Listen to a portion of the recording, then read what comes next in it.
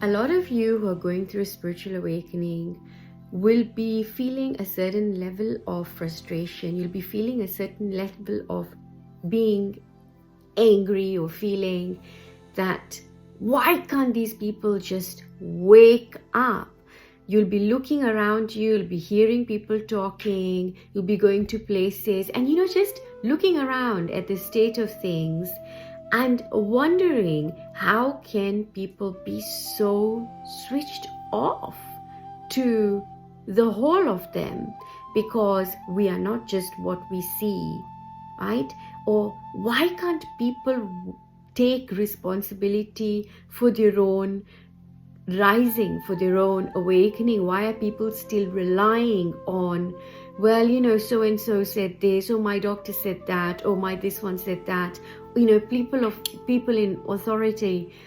Why are they still believing all of that? So a lot of you will feel this level of frustration even when you're talking to people, and you can sense where they are at, you can feel it, and you don't even know how to engage with them. You don't know what answer to give to these people. You're wondering whether to even bother.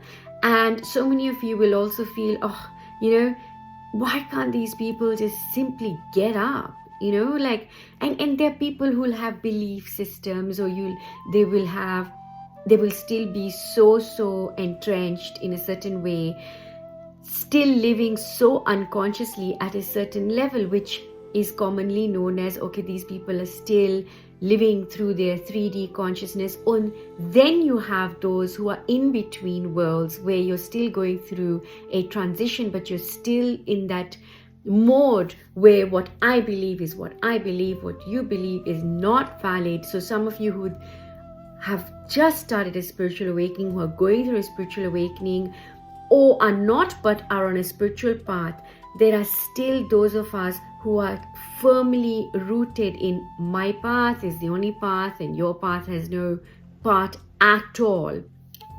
So there will still be that frustration between spiritual worlds, or between spiritual communities, between spiritual groups, right? There will still be those of you who have adopted certain tools very, very religiously and cannot experience certain things using other tools.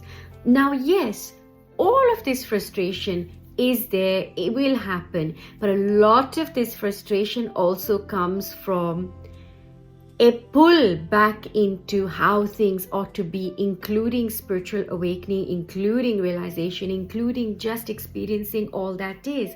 Because in a way, when we start to allow and accept the experiences of others, whether we consider them to be valid or not, whether we consider them to be awake or not, when we simply accept without judgment, we allow it, we acknowledge it, we know that it is there, without us getting entangled, we're not getting enmeshed in it, but we're allowing for someone else to experience themselves just as is, because we would have been there at some point or the other. It may not be now, but every time we look down, or we look, like, we're falling. But when I say falling, it is, we're literally pulling ourselves back into that density. But if we're pulling ourselves back down in that density, it then begs that question, were we really ever out of it? Because we can really ever pull ourselves back into it, right? When there is still something there that hasn't quite clicked onto the fluidity and flexibility that a full spiritual awakening is going to bring to us, folks. Because when we come into the lightness of being, it is light. It is light. And when I mean light, I don't mean like light as in a bulb light. Light as in light, the weight of it. It's like a feather.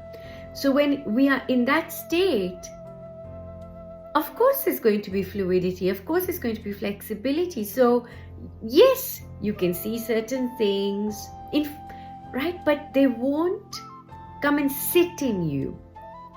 You won't sort of be high horsing, right? So you won't be in a state where you're sort of feeling, well, no, I am higher than, oh no, what we believe. Because even without you consciously saying this or suggesting it, you will be in some way or the other unconsciously thinking, they're so asleep, aren't they? Yeah, if only they could wake up, if only they could realize that this isn't right for them, this isn't good for them. But never mind, we are the light workers, we are the forerunners, and therefore so we know better. But actually, it's all that is.